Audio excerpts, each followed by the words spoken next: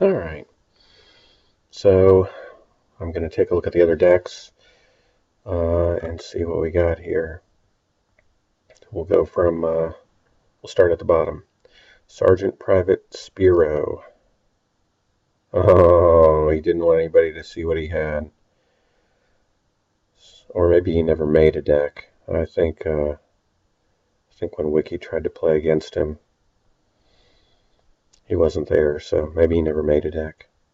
Alright, Shack Air. So 2 smacks is nice. Raging Outburst is also a nice card, although, if you recall, was it him? No, I don't think I ever played him. Somebody played it against me and played it quite poorly. Concealed Dagger, um, it's a 3-mana gear. You'd really have to have it used more than 3 times, I think, for it to pay for itself. Really not worthwhile playing.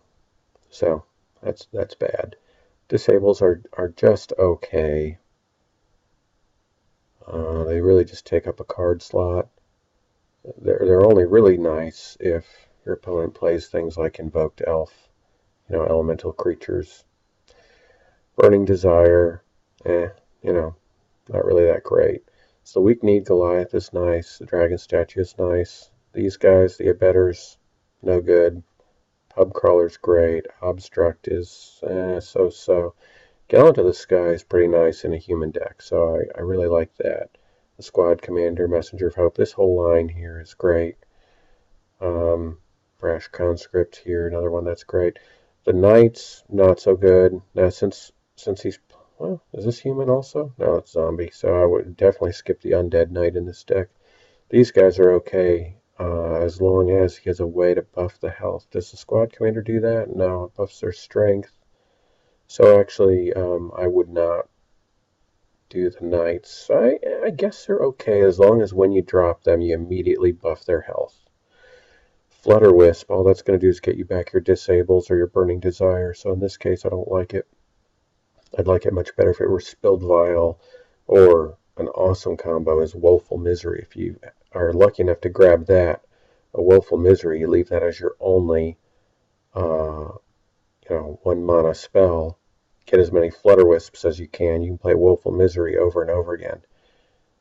And then the Invoked Elf is good. Overall, if I were to grade this, I would give this deck probably a D. It's not going to win a whole lot of games, in my opinion. Maybe a C. It's got the smacks. I guess I'm gonna give it a D plus. That's the grade I'm giving this. All right, let's take a look at. We'll save Wiki for last, since he was in the finals with me. So Suilez. So he picked up some Corrupt Spires, which at first glance I don't understand. Okay, he's got 1 card to curse. So this is pretty much a complete waste here, these 3. So he's automatically wasting 3 of his cards. He's got a holy deck going, so the Abetter is just not great. The Undead Knights make no sense in this deck. The Flutter Wisp, I guess that gets you back your Militia Training or the Oust. So I don't like this concept. He's kind of got a half tribal theme going on here.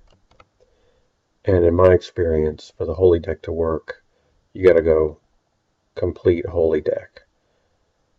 So he's just got a mixture stuff. Of course, the command creature is great, and the grown whelps are fantastic. So on the strength of the grown whelps alone, you saw that he did beat me 1 game. So this is automatically a better deck on the strength of the whelps, but not a lot of cohesion here, and some outright stupid stuff like 2 Corrupted Spires and and just 1 Mass Curse. Ridiculous. The Undead Knights, also ridiculous. Flutter Wisp doesn't really make sense to me in this case. So overall, I'm going to give this one probably a B minus. I mean, grown whelps, and that's really only because of the grown whelps. Alright, let's take a look at Wiki. Much, much better deck composition.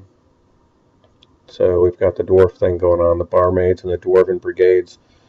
So the dwarven brigades, boy, they're expensive and they're fragile, which often is going to work, in the context of tribes, except, against things like grown whelps, poison, echo bolt, which, smack. And I had those cards. If you're going to play the Dwarven Brigades, I think you almost have to play them when you can buff the health immediately. The Flaming Rituals didn't work out too well in this case. They could have worked much better. I love the Unholy Bestowals. It's funny he had two and I did as well. And I also had the Eternal Protector. So the Unholy Bestowal with the Warrior Remnants is just a great, great combo. You saw he beat me that one game by putting a 6/6 skeleton on the board, and he's put the Grave Pact in there, which I think makes sense with the Bestowals and the Warrior Remnants. You can really get a huge skeleton on the board. The Inefficient Contraptions I like, although they can potentially hurt you. The Spilled Vials, of course, are great. Although I noticed that, at least on one occasion, Wiki didn't use it all that well. He put the Inefficient Contraption in front of the Knowledge Seeker and then immediately played Spilled Vial. That probably wasn't the best move. Perpetual Machine is a nice card, particularly in this deck,